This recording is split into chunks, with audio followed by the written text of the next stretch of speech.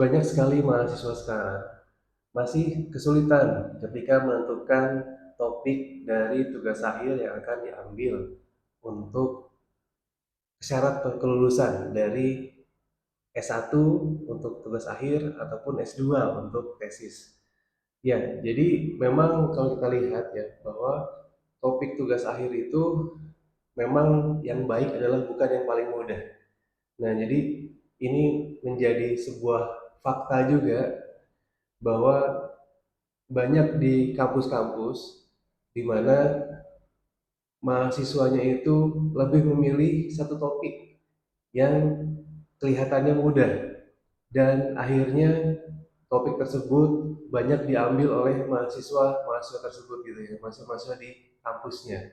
Sehingga diambillah sebuah kebijakan dari kampus bahwa untuk topik tersebut tidak boleh diambil lagi. Nah, jadi sebetulnya tugas akhir topik penentuan topik tugas akhir itu bukan yang paling mudah seharusnya, tetapi memang yang harus relevan dengan kebutuhan industri dan kebutuhan industri tersebut bisa diselesaikan sehingga bisa meningkatkan efisiensi, efektivitas, serta produktivitas dari industri ataupun perusahaan tempat kita mengambil tugas akhir, topik tugas akhir di sana gitu.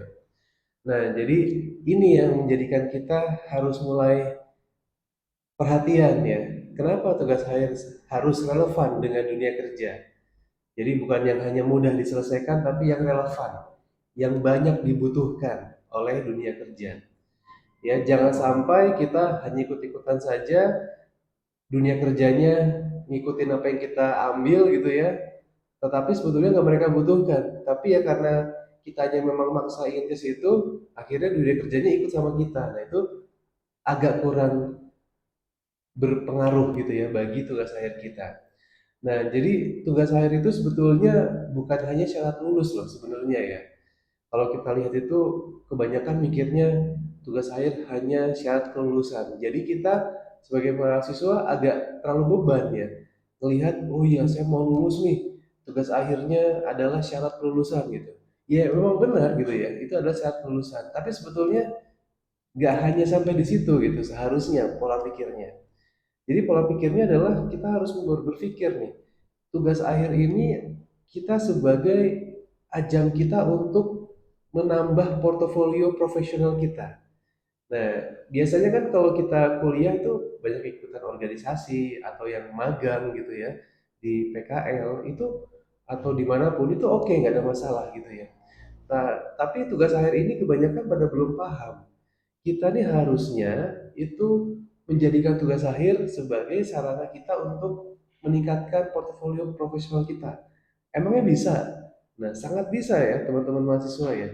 Jadi ya kita kan tahu ya bahwa tugas akhir itu kan tujuannya adalah menyelesaikan suatu masalah yang ada di industri atau dunia kerja atau dunia bisnis ya untuk bisa menjadikan sebuah bisnis tersebut menjadi lebih efisien, lebih efektif dan lebih meningkatkan labanya. Nah, tujuannya kan itu kalau bisnis kan. Nah, seandainya tugas akhir kita itu bisa mencapai hal itu, apa itu tidak menjadi sebuah portofolio yang bagus buat kita gitu. Nah, itu yang harus kita ketahui. Nah, kedua, kalau misalkan kita berpikir tugas akhir itu menjadi suatu hal yang positif, yang bagus, maka hasilnya juga bagus gitu loh. Nah, ketika hasilnya bagus, artinya problem solvingnya sangat maksimal. Bisa membuat sebuah efisiensi, efektivitas perusahaan, meningkatkan laba perusahaan, ya. Itu kan menjadikan bukti bahwa kita berhasil untuk memecahkan masalah, membantu perusahaan, industri dalam dalam meningkatkan bisnisnya gitu. Nah, jadi sebagai bukti bahwa kita sudah mampu ke situ. Nah, yang ketiga nih yang mungkin agak jauh lagi nih dampaknya, yang nggak kalian sadari bahwa tugas akhir itu adalah modal kita untuk saat wawancara kerja. Nah, banyak yang belum tahu mungkin ya. HRD itu ketika kita menulis CV kan pasti ada tuh kita di dalam pendidikan itu S1 dari mana lulusannya, kemudian judul tugas akhirnya apa. Nah, biasanya kalau kita wawancara, hal itu menjadi hal yang menarik untuk ditanyakan. Kamu biasanya waktu pas tugas akhir ini apa yang dikerjakan nih gitu. Nah, ketika nanti kamu sebagai mahasiswa berhasil menceritakan apa yang sudah dihasilkan, capaiannya apa, achievementnya apa, bisa membantu industri itu seperti apa, dari before afternya seperti apa, itu akan menjadikan kalian sangat relate dengan kebutuhan si pewawancara tadi. Nah, ini nih yang saya butuhkan. Nah, pasti akan kayak gitu bicaranya. Nah, itu yang harus kita sadari. Yang keempat adalah bisa jadi pintu masuk kerja kita di perusahaan mitra. Nih, seandainya nih kita nanti untuk tugas akhir ada di suatu tempat, misalkan di mitra perusahaan mana, industri mana. Nah, kita sebagai link produktif juga bisa nih menyediakan tempatnya gitu ya, menghubungkan tempatnya gitu ya dengan mitra-mitra kita yang sudah berkolaborasi dengan kita gitu ya, industri-industrinya. Nah, jadi ketika kita misalkan sungguh-sungguh ketika di perusahaan membantu perusahaan tersebut, industri tersebut dibantu, datanya diminta, diolah datanya, diberi usulan perbaikan dan sebagainya. Ah, ternyata terbantu benar-benar. Yang selama ini menjadi masalah yang nggak pernah terselesaikan, akhirnya bisa selesai. Nah, inilah yang menjadi pikiran bagi si perusahaan tersebut. Wah, ini anak ini bisa nih, saya rekrut aja deh, karena bisa membantu masalah saya. Padahal tahu nggak teman-teman semua, masalah di industri atau perusahaan itu semuanya sangat banyak, nggak mungkin selesai masalahnya. Nah, ketika satu itu bisa diselesaikan yang dulunya nggak pernah terselesaikan, maka si perusahaan tersebut akan berpikir kita bisa juga nih menyelesaikan permasalahan-permasalahan lainnya gitu. Nah, itu yang harus kita menjadikan apa ya tujuan gitu ya untuk bisa meningkatkan kualitas tugas akhir kita. Jadi nggak hanya sekedar menyelesaikan tugas akhir untuk kelulusan aja, tapi menyelesaikan tugas akhir dengan kualitas yang sangat tinggi. Nah, kualitas yang sangat tinggi itu apa standarnya? Ya tadi simpelnya adalah bisa membantu menyelesaikan permasalahan problem solving ya untuk meningkatkan efisiensi dan efektivitas serta meningkatkan laba atau produktivitas kerja dari sebuah industri ataupun perusahaan. Itu kuncinya seperti itu. Nah, gimana cara kita memilih topik tugas akhir yang relevan gitu ya? Yang pertama kita harus lihat kebutuhan industri pastinya. Ya, kita harus jangan kita mikirnya kita sukanya apa, dibawalah ke industri tersebut. Jangan kayak gitu ya. Harusnya kita berpikirnya kita cari dulu nih industrinya mana. Ya, nah kita bisa nih mencarikan atau bisa menghubungkan industri tadi sebagai link produktif tadi ya. Untuk kalian bisa berkenalan gitu ya, berkenalan nanti ngobrol, memang sudah terbuka industrinya. Nah, kita juga harus memilih industri yang terbuka terhadap perubahan. Karena ada juga industri-industri yang tertutup terhadap perubahan. Jadi dua-duanya harus sama frekuensinya. Kita pilih industri yang tepat juga harusnya. Nah, ketika sudah memilih industri yang tepat, lalu kita bisa diskusi dengan industri tersebut. Ya, bisa berbagai macam masalah yang bisa diangkat ya. Bisa tentang digitalisasi ya, kemudian bisa tentang purchasing, tentang PPSC production, tentang efisiensi operasional, bisa tentang quality control, bisa tentang warehouse, bisa tentang distribution, bisa tentang HR, bisa tentang finance, bisa tentang quality assurance, bisa tentang maintenance juga bisa tentang marketing, branding juga bisa tentang IT, sistem informasi sederhana, ya, bisa tentang research and development. Semuanya bisa kita analisa.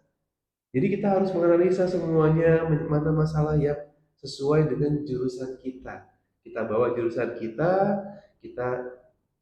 tanyakan kepada si industri tersebut. Nah, itu yang pertama. Yang kedua adalah sesuaikan tadi dengan skill yang kita miliki. Ya, sesuaikan dengan jurusan yang dimiliki kita. Apa yang kita pilih itu sesuaikan. Ya tadi misalkan mau wawancara, ya sesuaikan dengan misalkan saya jurusan akuntansi. Ya sesuaikan dengan akuntansinya aja. Berarti bahasa fokus di akuntansinya gitu. Nah, akuntansi itu kan banyak pilihannya tuh. Ya kan, judulnya bisa banyak dipilih mau yang akuntansi yang seperti apa. Nah, kalian sudah bawa bahannya. Kalian sudah bawa bahannya untuk bisa didiskusikan dengan industri tadi gitu. Sehingga ketika diskusi itu kalian sudah bisa melakukan pemetaan, checklist. Mana nih yang jadi masalah? Oh, poin satu industri ini nggak ada masalah. Oh, poin tiga ada masalah besar di sini. Nah, nanti di sini kita bisa ambil. Nanti kita bisa simpulkan di sana. Nah, gitu. Jadi pilih topik yang kita bisa kuasai 4 sampai 6 bulan ya. Karena memang kalau sesuai dengan jurusannya pasti kita bisa kuasai gitu kan. Yang ketiga pilih masalah yang nyata ya pasti ya. Karena sudah kita tadi menentukan industri, diskusi, ya udah pasti ya masalahnya nyata. Datanya juga harus ada. Cuma datanya kita harus pastikan. Ketika sudah memilih misalkan poin tiga nih kita akan pilih untuk ke industri gitu ya. Kita diskusikan dengan industrinya. Bapak, Ibu, datanya ada nggak untuk masalah ini? Nah, gitu. Mitranya ada jelas ya, kebutuhannya jelas. Nah, jadi cara memilih topik tugas saya seperti itu yang relevan dengan dunia industri ataupun dunia kerja. Ya, contoh-contoh topik yang relevan sebetulnya banyak ya. Saya ambil 5 lah di sini. Tapi saya ingin jelaskan sedikit ya bahwa ada lagi perancangan sistem penyataan keuangan UMKM. Ya, jadi misalkan juga ada strategi digital marketing untuk UMKM juga boleh diangkat. Atau berkaitan dengan implementasi sistem inventory sederhana. Atau bisa pembuatan website profil usaha. Atau juga bisa optimalisasi media sosial untuk peningkatan penjualan atau topik-topik lainnya. Nah, di link produktif juga sangat banyak ya. Bisa kita analisa nanti. Apa saja yang bisa kita angkat? Sangat-sangat banyak. Jadi permasalahan itu sebenarnya sangat banyak. Cuma masalahnya banyak keterbatasan mahasiswa itu adalah linknya belum banyak ya kan. Terus kemudian pemahamannya juga belum terlalu luas. Nah, makanya kita bisa bantu untuk bisa menambah wawasan tersebut gitu ya sehingga kalian bisa terbuka wawasannya oh iya ternyata bisa di sini bisa di situ gitu. Kemudian langkah awal mencari mitra UMKM. Nah, ini langkah awal seperti apa? Ya bisa yang pertama bisa dari UMKM sekitar teman-teman. Kalian punya kenalan bisa. Atau kalian punya relasi keluarga yang kerja di mana juga bisa. Tapi saya sarankan, ya saya sarankan nih, ini menjadi sebuah masalah juga ya. Kadang-kadang ada yang punya relasi keluarga, bagus relasinya, tapi dia di perusahaan besar. Nah, sebetulnya nggak masalah sih di perusahaan besar, nggak ada masalah sama sekali. Cuma biasanya, kalau di perusahaan besar itu implementasi usulan perbaikan kita biasanya sangat jarang untuk diterapkan. Bukan nggak mungkin diterapkan, bisa diterapkan tapi sangat jarang, sangat kecil kemungkinannya. Sehingga apa? Sehingga kualitas tugas akhir kita itu hanya sebatas usulan perbaikan bagi industri yang besar tersebut. Gitu. Nah, itu jadi mungkin bisa jadi pertimbangan buat kalian juga. Nah, kalau saya sih lebih menyarankan adalah industri yang kecil menengah. Nah, karena di kecil menengah ini mereka itu masih banyak banyak banget hal-hal yang bisa diimprove. Yang bisa diimprove bisa menjadi sarana kita untuk memecahkan masalah-masalah tersebut dan bisa kita implementasikan secara cepat karena tidak butuh banyak approval atau persetujuan ya kalau birokrasi ya kan kalau di perusahaan besar kan mereka sudah punya organisasi yang besar pasti mereka butuh persetujuan satu persetujuan dua tiga dan sebagainya kalau di perusahaan industri kecil atau perusahaan kecil menengah mereka belum terlalu banyak approval seperti itu. Jadi lebih mudah implementasinya. Cukup satu orang saja bilang, oke setuju kamu terapkan ini ya langsung bisa diterapkan. Jadi usulan perbaikannya bisa diterapkan di industri atau usaha tersebut atau perusahaan tersebut ya, yang kecil menengah, kemudian bisa diukur lagi. Sehingga apa? Kualitas dari tugas akhir kalian itu bisa lebih bermanfaat dan bisa lebih berkualitas lagi. Bisa ada ukurannya before after, nah itu yang paling tinggi dari kualitas sebuah tugas akhir. Nah, jadi kayak gitu. Kemudian yang kedua harus siapkan pitch yang singkat. Ya siapa kamu, kemudian tujuan tugas akhirnya apa. Jadi sebelum kita menuju ke mitra tersebut kita sudah punya gambaran yang tadi saya sampaikan sebelumnya ya. Kita sudah punya pemetaannya, ya kita misalnya jurusan akuntansi kita sudah punya pemetaannya apa yang harus ditanyakan ke sana kemungkinan permasalahannya seperti apa untuk industri tersebut ya jadi kita ke sana tuh sudah bisa enak ngobrolnya gitu ya. Kemudian setelah itu tahu nih, sudah oh ternyata yang dipilih, yang ternyata yang dari 4 poin pemetaan tadi yang kita tanyakan, ternyata yang paling bisa dibutuhkan, permasalahan yang paling dibutuhkan harus diselesaikan secara cepat adalah di poin 3 misalkan. Nah, poin 3 itu mulailah informasikan kepada si industri tersebut. Oh baik Pak, kalau bisa Pak, untuk poin 3 kami bisa menawarkan solusinya Pak. Yaitu nanti kami akan mengolah data dengan metode ini, kemudian nanti hasilnya nanti bisa efisiensi seperti ini atau peningkatan laba seperti ini dan sebagainya. Kita coba jelaskan apa solusinya, dampaknya apa, secara konsepnya. Jadi nggak usah detail-detail dulu ya, konsepnya dulu aja cukup gitu. Nah itu yang harus kita lakukan. Nah, sebetulnya kita contoh pendekatan ke mitra ini sebenarnya nanti bisa kita bantu sih. Jadi dia bisa kalian cari sendiri juga bisa, ya boleh, bebas. Atau kalau kalian nggak punya koneksi, kita punya banyak mitra-mitra kita yang berkolaborasi dengan link produktif. Mitra-mitra industri kecil menengah. Besar juga ada sebetulnya, tapi kita nggak terlalu menyarankan ya. Karena yang tadi saya sampaikan, lebih baik tuh kita mengejar impactful-nya dari tugas akhir kita. Karena itulah yang bisa menjual. Jadi bukan kita gini loh. Ini harus disamakan persepsinya. Jadi impactful atau tugas akhir yang berkualitas itu bukan masalah tempatnya kita tugas akhir di mana. Mungkin banyak yang berpikir mahasiswa sekarang itu yang masih belum tahu ya, belum paham ketika tugas akhirnya itu di perusahaan besar yang multinasional gitu ya, kesannya kayak sudah berkualitas gitu. Tapi belum tentu gitu.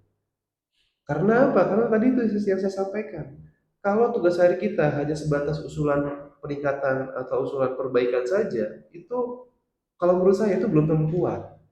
Ya tapi ini pilihan. Sebetulnya juga nggak masalah sih, usulan perbaikan saja nggak ada masalah sebetulnya.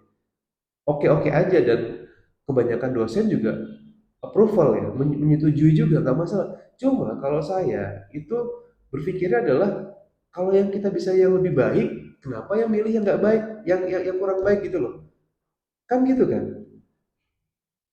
Level 2 nih sama level 4. Ya kita pilih level 4 dong yang terbaik yang bisa kita ceritakan keberhasilan kita dalam memberikan problem solving yang nyata. Ada ukuran before afternya. Nah, ketika kita nanti wawancara kerja kan lebih powerful lagi gitu loh menjelaskannya. Itu sih pilihan ya, pilihan saja silahkan kalau itu. Gitu. Nah ini kesalahan yang selalu banyak ya dilakukan oleh mahasiswa adalah topiknya terlalu luas. Ya, kemudian tidak punya mitra yang pasti. Nah ini kita bisa bantu juga, kita bisa arahkan juga topik yang terlalu luas kita bisa arahkan sesuai dengan jurusannya. Kemudian timeline-nya tidak realistis, kita juga bisa arahkan. Kemudian terlalu teoritis ya, minim implementasi, ini juga sama kita bisa arahkan. Jadi kalian punya teori yang kuat, kita bisa transfer, kita bisa transfer ke dalam implementasi yang nyata seperti apa. Jadi kalian punya gambaran yang kuat untuk implementasi dampak terhadap before after dari sebuah bisnis ya, dari efisiensinya, efektivitasnya, peningkatan produktivitasnya, peningkatan labanya dan sebagainya. Kemudian tidak komunikasi rutin dengan pembimbing. Nah, ini kita akan dorong terus nih kalian nih. Jangan malas gitu ya. Tapi kalau misalkan dengan kita itu bisa kita selalu tanyakan progresnya dan kita bisa arahkan progresnya seperti apa kepada kalian-kalian semua gitu ya. Kalau kita nanti join dengan link produktif. Nah, kemudian cara menyusun timeline juga harus realistis gitu ya. Bulan pertamanya seperti misalkan observasi dan analisis kebutuhan pengajuan proposal gitu ya. Nanti bulan kedua, ketiganya perancangan dan pengembangan. Bulan keempatnya tadi saya bilang ya implementasi usaha perbaikan tadi dan uji coba. Bulan kelimanya evaluasi dan perbaikannya. Jadi sudah mulai nih bulan kelima ada before afternya. Bulan keenamnya itu penyusunan laporan dari hasil yang kita kerjakan. Udah itu enak banget tuh. Jadi itu yang harus kita jalani untuk mempunyai tugas akhir yang berkualitas. Ya, kemudian checklist sebelum proposal diajukan. Topik jelas dan spesifik ya. Jadi kita harus menceklis ini ya. Ada mitra yang menyetujui, pasti sudah ada gitu ya. Permasalahan nyata dan terukur ini juga kita arahkan juga. Metodenya jelas, ini juga kita arahkan konsep-konsepnya. outputnya dan atau produk atau ya tadi ya hasilnya konkret gitu ya dari penelitian kita, timeline yang realistis dan pastinya harus disetujui oleh dosen pembimbing awal. Ya insya Allah sih kalau misalkan semuanya di atas itu sudah terpenuhi, pasti dosen pembimbing akan approve ya. Terutama apalagi kita konsepnya adalah punya penelitian yang punya before afternya, pengukuran dampaknya itu sangat-sangat penting bagi kualitas tugas akhir kita gitu ya. Artinya kita mampu berhasil, nah itu jadi portofolio profesional yang sukses bagi kita gitu. Jadi ada 5 prinsip ya sebetulnya tugas akhir yang sukses. Yang pertama adalah relevan dengan industri, kemudian berbasis masalah nyata, ada mitra yang jelas, kemudian timeline yang realistis dan juga bisa jadi portofolio kerja. Itulah yang bisa dikatakan sebagai tugas akhir yang sukses. Ya, ya teman-teman mahasiswa semua ya. Jadi tugas akhir itu yang baik bukan hanya selesai untuk memenuhi persyaratan kelulusan saja. Itu boleh nggak? Boleh, nggak apa-apa. Tapi sangat disayangkan kalau kualitasnya hanya dipikirkan untuk hanya kelulusan saja. Tapi bisa ditambah lagi sebetulnya untuk yang berdampak dan bisa dipamerkan saat melamar kerja. Nah, tadi yaitu CV yang memiliki kualitas bukti nyata bahwa improvement kita itu ada before afternya dan bisa menjadikan problem solving yang nyata bagi industri ataupun perusahaan yang tempat kita tugas akhir di sana gitu.